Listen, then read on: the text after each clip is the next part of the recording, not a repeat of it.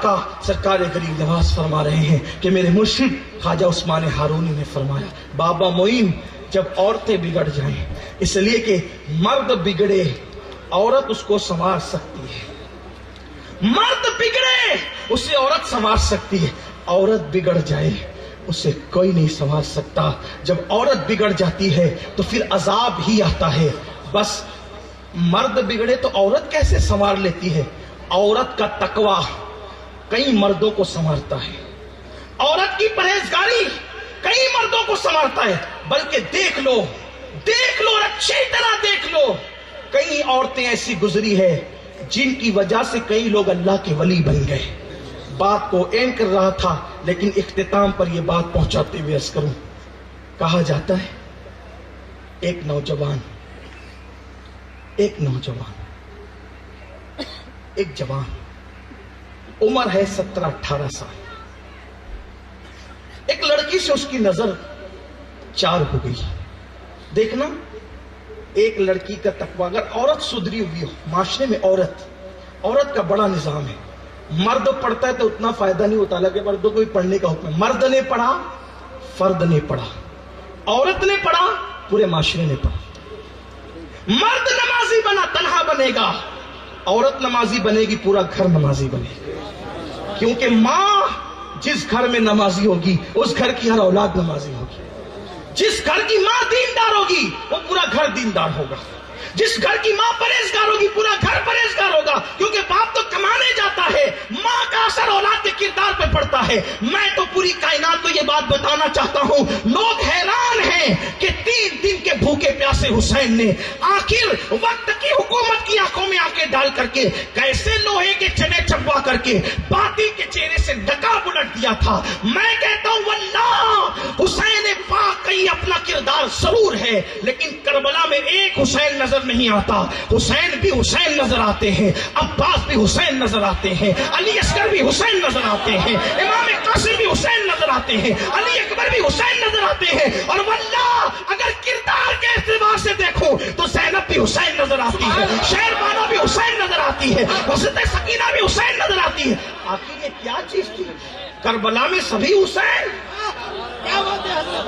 کربلا میں سبھی نام کا ایک حسین تھا، کردار کے سارے حسین مجھے نظر آتے ہیں۔ وجہ یہ ہے کہ سیدہ فاطمہ نے اپنے گھر میں ایسا ماحول بنایا تھا کہ اس ماحول نے کردار کے اعتبار سے سب کو برابر کیا۔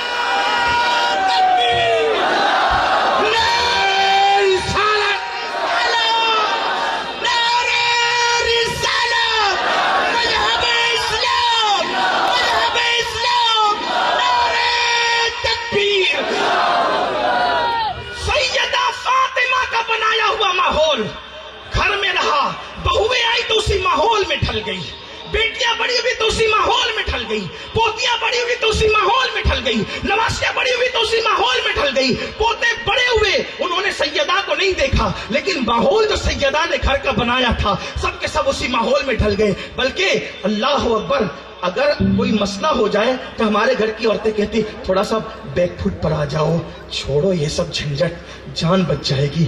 لیکن چیلنج کر کے کہتا ہوں، شہربانو نے کہا تھا حسین بیک فٹ پر آ جاؤ،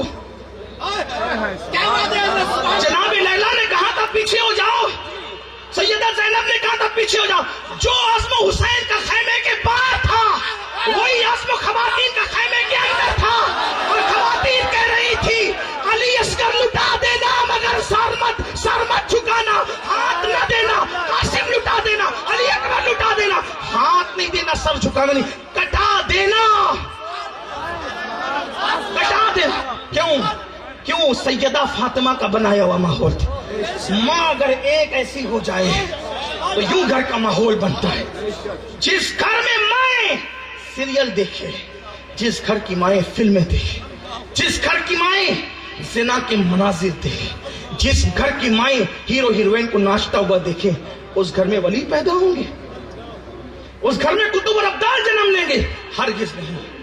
اگر گھر سنوارنا ہے، عورت گھر کی ملکہ ہوتی ہے، ملکہ سنور جائے گی پوری سلطنت سنور جائے گی۔ اسی لیے ہے اسلام عورت پر بہت توجہ دیتا ہے، اسلام عورت کو بہت تعلیم دیتا ہے۔ تو عرض کر رہا تھا کہ عورت کا تقوی کسی کسی کو ولی بنا دیتا ہے. کیسے بناتا ہے دیکھو. بات کوئی سمیٹتے ہوئے عرض کر رہا ہوں.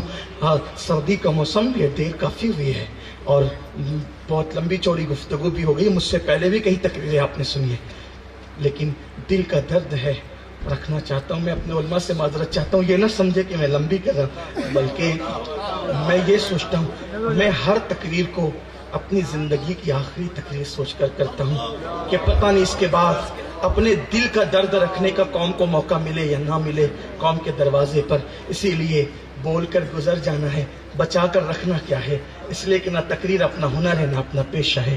ہنر بچا کے رکھے جاتے ہیں اور فن بچا کے رکھے جاتے ہیں.